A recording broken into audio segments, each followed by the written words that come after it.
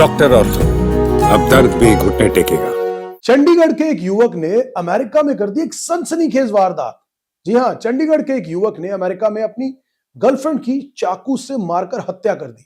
घटना को अंजाम देने के बाद युवक ने बड़ी ही चालाकी से पुलिस स्टेशन जाकर खुद ही अपनी गर्लफ्रेंड की गुमशुदगी की रिपोर्ट दर्ज करवाई ताकि शक से बचा जा सके, और इसके तुरंत बाद वो भारत फ्लाइट लेकर उड़ गया।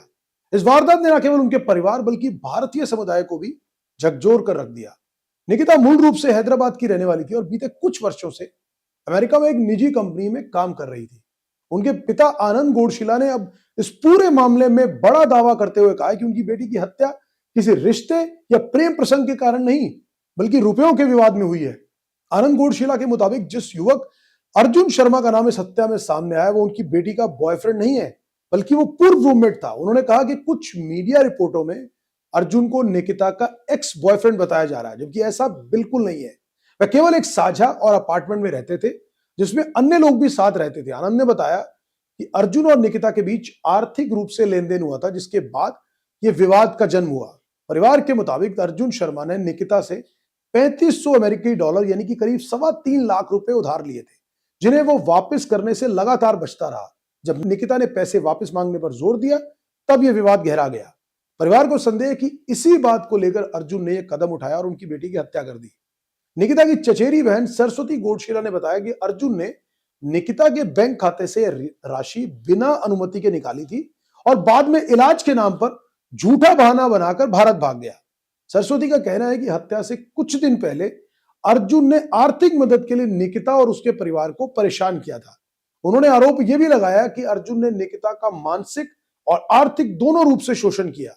पिता आनंद गोडशिला ने बताया कि उन्होंने मीडिया रिपोर्ट से पता चला कि निकिता की हत्या के बाद उसी दिन यानी कि 2 जनवरी को अर्जुन ने अमेरिकी पुलिस के पास जाकर उसकी गुमशुदगी की रिपोर्ट दर्ज कराई और फिर उसी दिन अमेरिका छोड़कर भारत लौट आया।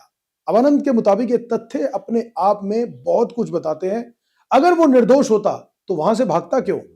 परिवार ने भारत सरकार और अमेरिका के अधिकारियों दोनों से न्याय और पारदर्शिता जांच की अपील की है। आनंद गोडशिला ने कहा कि वे केंद्र और राज्य सरकारों से अनुरोध कर रहे हैं कि जल्द से जल्द निकिता का पार्थिव शरीर भारत लाने की व्यवस्था की जाए ताकि परिवार अंतिम संस्कार कर सके, और उन्होंने आग्रह किया कि भारत और अमेरिका की जांच एजेंसियां मिलकर इस मामले की गहराई से जांच करें ताकि असली कारणों का पता चल सके। वहीं सरस्वती गोडशिला ने भारतीय दूतावास से मांग की कि मामले में भारतीय नागरिकों को कानूनी सहायता और काउंसलर सपोर्ट भी उपलब्ध कराया जाए। उन्होंने कहा कि परिवार मानसिक रूप से इस इंसिडेंट के बाद टूट चुका है और उन्हें पूरी सच्चाई जानने की जरूरत है। हम चाहते हैं कि दोषी जहां भी छिपा हो उसे सजा मिले।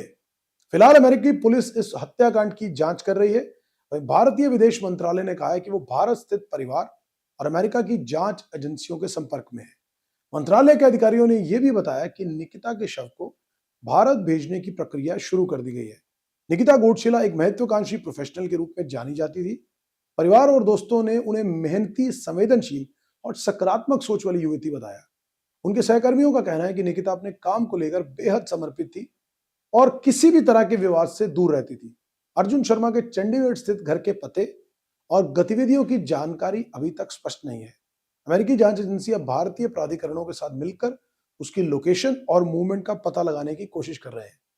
यह मामला पूरी तरह अंतर्राष्ट्रीय स्तर पर कानून प्रवर्तन एजेंसियों के तालमेल की परीक्षा बन गया है। एक और परिवार अपनी बेटी की अंतिम झलक देखने के लिए इंतजार कर रहा है, तो वहीं दूसरी ओर न्याय की उम्मीद में भारतीय समुदाय एकजुट हो उठा है।